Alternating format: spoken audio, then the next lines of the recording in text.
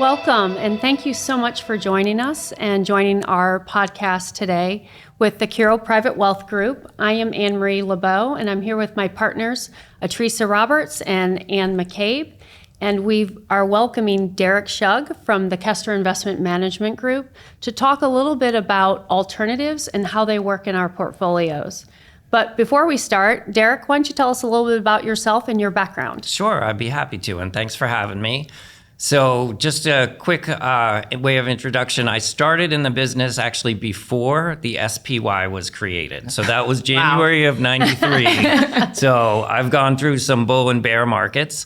I spent 8 years at Fidelity Investments, 5 years at Columbia. Then I worked in the LPL research department, building model portfolios, picking funds, picking ETFs, and trying to make sure advisors had great portfolios. I then actually had my own RIA for about a year and a half, and I could never do what you all do. I loved it, but you have a very specific talent. So I actually consulted with a firm called Alpha Simplex, which is a leader in liquid alternatives. So I actually spent 6 years working at a firm that created alternative strategies. So I've got a lot of experience with it. As well, it was a very difficult time for alternative investments. And I think as we look forward, there might be a different environment going forward. And then I got this great opportunity to move to Austin and join Kestra Investment Management. So I joined in January of last year, and I've just been having a great time since then, building model portfolios and listening to the things that are important to you. And that drives how we think about what kind of products we should build. Well, I can say on behalf of all of us, we're excited that you're at Kestra Investment Management. You have been an absolute phenomenal resource for us as we talk about investment process, how we want to create portfolios for our clients to get them the best outcome at their risk level. And I'll just kind of hand it over to you. Yeah, so Derek, it probably comes not as a surprise to anyone listening that we just came off a really tough year in 2022. We're recording this in February of 2023. So although the markets have performed pretty well in the first month of the year, which is great, it was a really challenging year last year. It was a challenging year for stocks and bonds. It was the first time ever that stocks and bonds both dropped by more than 10%. So was the timing around launching the liquid alts portfolio a result of last year? Was it looking at what happened in the stock and bond markets and thinking that there's an alternative strategy to bring in the portfolio? Or was this something you all were thinking about prior to the tough markets of last year? It's such a great question because last year was brutal, obviously. And I give Kara a bit of a hard time on this, that she should have hired me a little bit earlier because as you'll hear as we go through this podcast and we talk about it, one of the key points that I want to make is that if you decide alternative investments are appropriate for your portfolios, you need to hold them for the long term and own them strategically and be patient. You know, ironically, we wanted to actually launch it as soon as I joined the firm, but, you know, getting it up and running and being really thoughtful about how we created it, which I think as we go through this, you'll get to hear a different way to look at alternatives. And again, it's definitely not a result, but of last year's market performance. But what it has done, I think, is opened advisors and clients' eyes of the importance of diversification beyond stocks and bonds, because over the long term, if you do it right, it can add significant value to the behavior of client portfolios. That's great. I was going to say maybe we should just take a quick step back for just a second, and for anyone listening or watching, what is an alternative? And what is the difference between what we would call an alternative and a liquid alternative investment? Because I think the nuance is important. I agree. I think it's the most important question. What people generally think of is they think alternatives as an asset class, but there's really two distinct kinds of alternatives. There are alternative investments, which are things that are less liquid, high net worth type of products, private equity, non-traded real estate, reinsurance. There's a lot of different things, but they get their benefits of diversification. They behave differently from stocks and bonds because of the fact that they're not liquid. And so there's a little bit of a phantom benefit that alternative investments provide. And like private equity is a great example. People think of that as a totally different asset class than equities, but especially in drawdowns, you're going to get your mark to market and you're going to have high correlation with equities. Whereas with liquid alternatives, what you're doing is you're trying to create a strategy with liquid investments that behaves differently than stocks and bonds. So the way I like to think about this is in your traditional portfolios, you would generally have stocks and bonds for the core of it. And then a lot of folks for high net worth or other types of clients try to add alternative investments, which are hard to buy and again, only available for certain clients.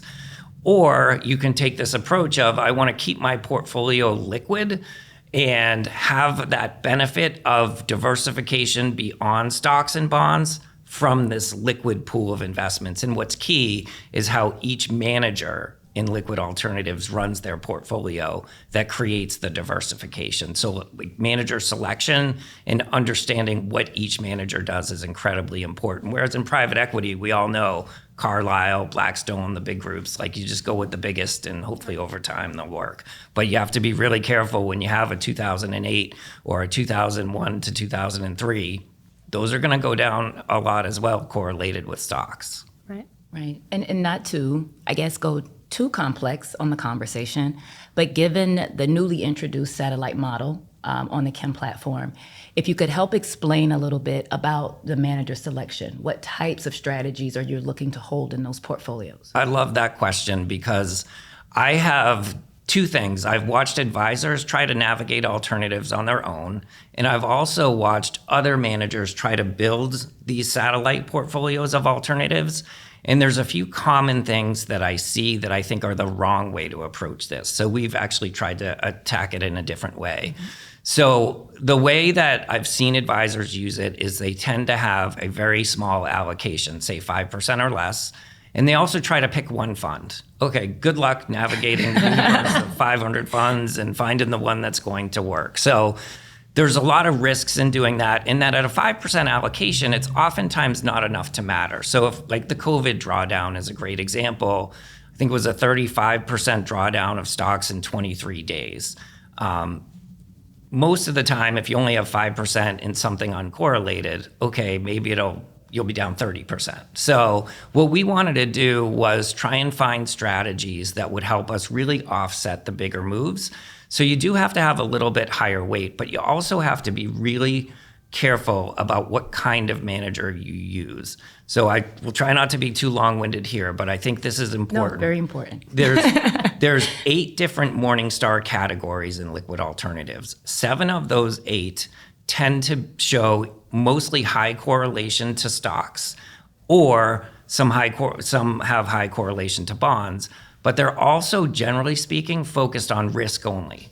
So they try to minimize the risk. In other words, they try to look like bonds. And if you think about it logically, that kind of makes sense, right? Bonds play defense in your portfolio, right. Stocks play offense. Right. So what you're generally thinking is, oh, well, I want to diversify my defense.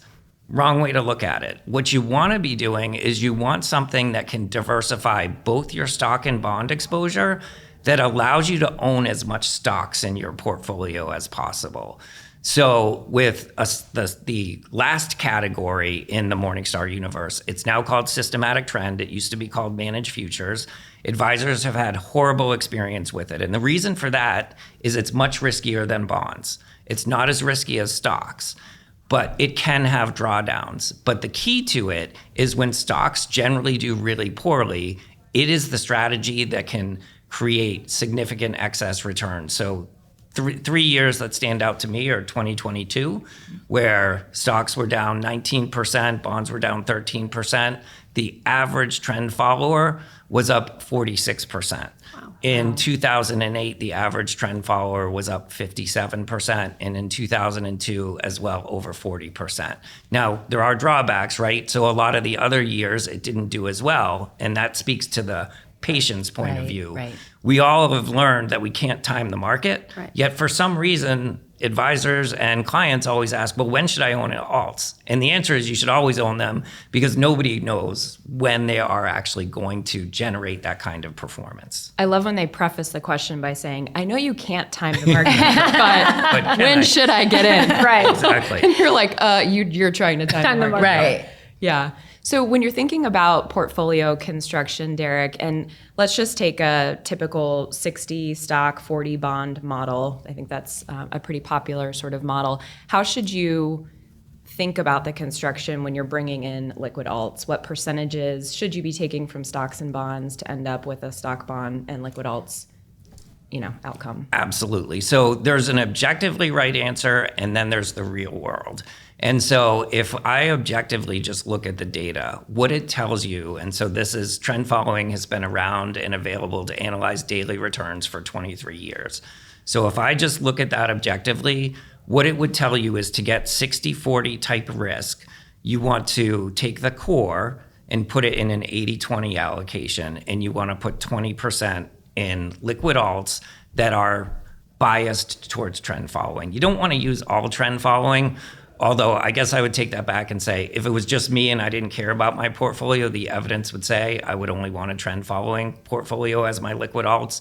But we wanted to mitigate that in our product Well, design. wouldn't that be similar to saying I should just own all stocks if that's all I wanted to do? That's a great it's the point. It's the same concept, but of course, behaviorally, Yep. Right. most of us aren't going to handle the volatility that one would see in just one asset class. Absolutely, and that's why you sit in your seat, and I don't want clients. But it's so true. So what happens is if I move that risk profile up to 80-20 and put 20% in liquid alts, I actually get slightly less risk than the 60-40 benchmark or any portfolio you're going to create that has high correlation to that. People also think they have clients that are just focused on the risk side of the equation or more focused on it, right? Because everybody cares about returns. So what some people will do is keep the 60-40 and then put 10, 15, 20% in liquid alts, knowing that you're probably going to sacrifice a little bit on the return front, not as much as other alternatives strategies are created. But you're going to significantly reduce the volatility of that and maybe look more like a 40-60 portfolio. So I always think of the right thing to do is stocks are great, bonds are great, but over time we all know stocks generally have higher carry and more potential for return, and you want to maximize the benefits of owning stocks. And so that's why we always think the right way to approach it is raise the core risk profile to make sure you have enough equities in the portfolio to get people to their goals. Right. So even though you're technically increasing the amount of stocks, you're reducing the amount of risk in the portfolio by adding in this asset class. It's fascinating. So I wish we had some graphs in here, and the stuff will be on our website. Shocking. So Yes, they're not I know. like graphs. Love They're those. not like spreadsheets. it's an addiction. I do speak to my therapist about it, so we're making progress. But We love your spreadsheets for the record. They're so helpful.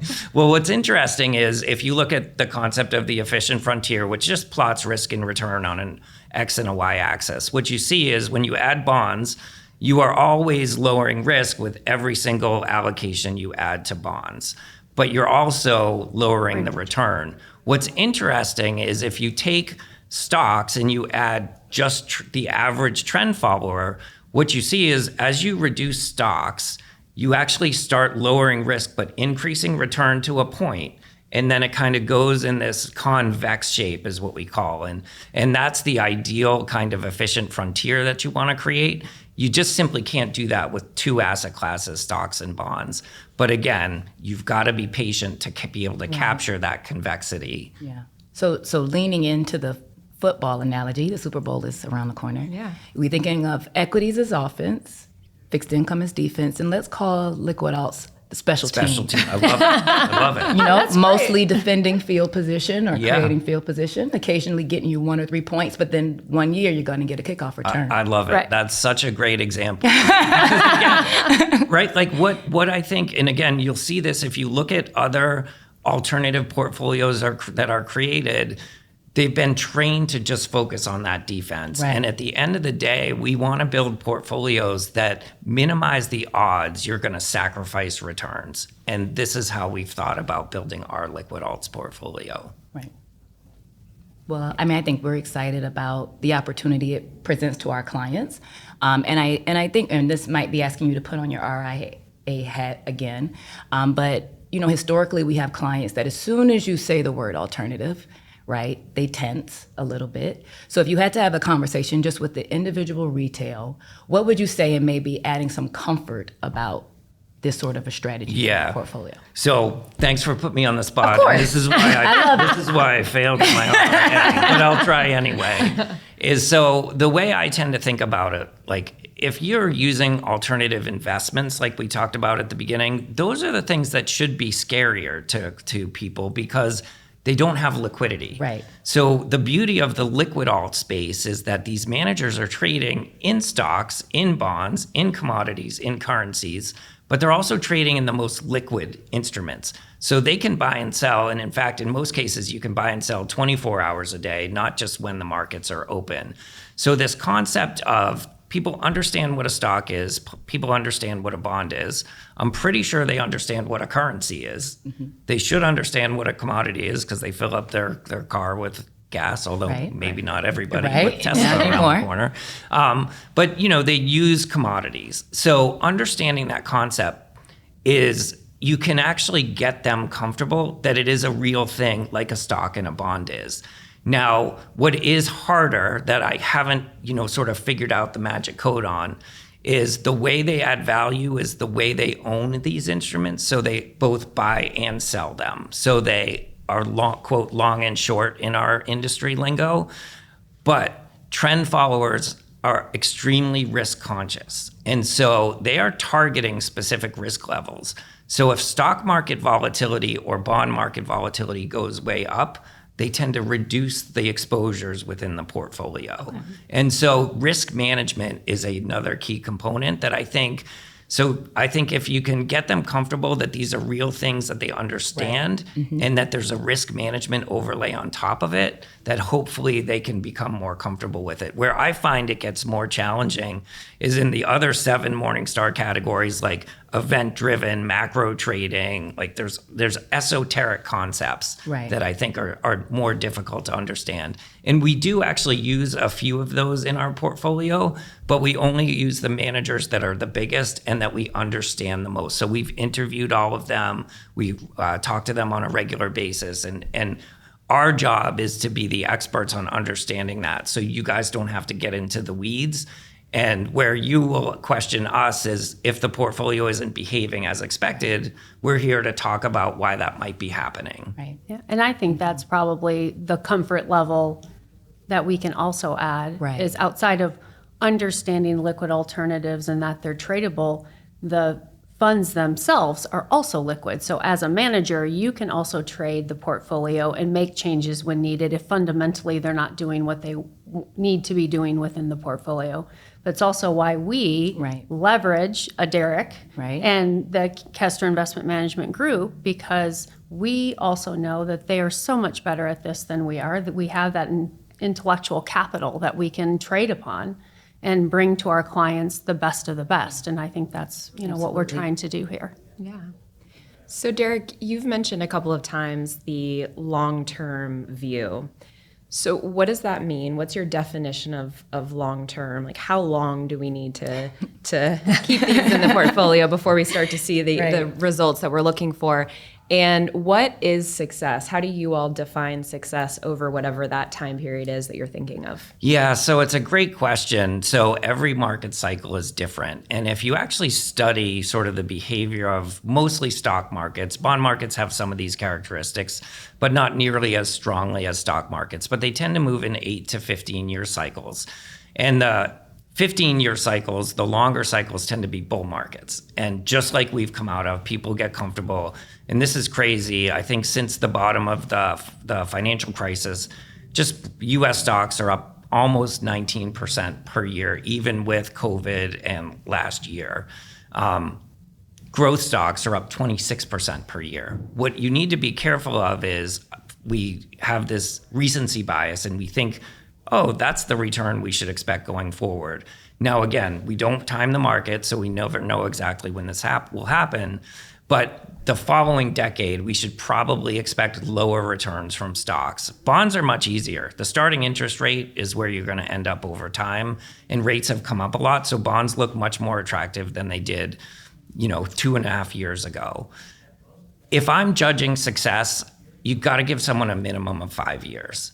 Like in active manager space, we did this for a while, but the best performing active like value manager over 10 years only outperformed in 2 out of those 10 years. So like this idea of being patient is very important. Now, our goal with these alternatives in the portfolio we built and why we don't just use trend is to make sure over that 5-year period that when it's not working much less so that your clients stay in the game. And then when the market does throw a hissy fit like it did in COVID, you're there and you'll make up for it and they'll probably never complain again.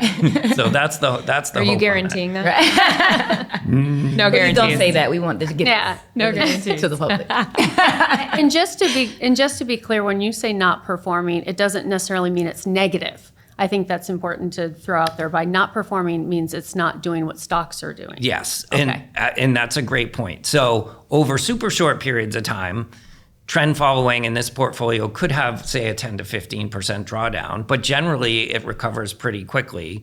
And then the worst period that we've seen was the last decade, 2010 to 2020.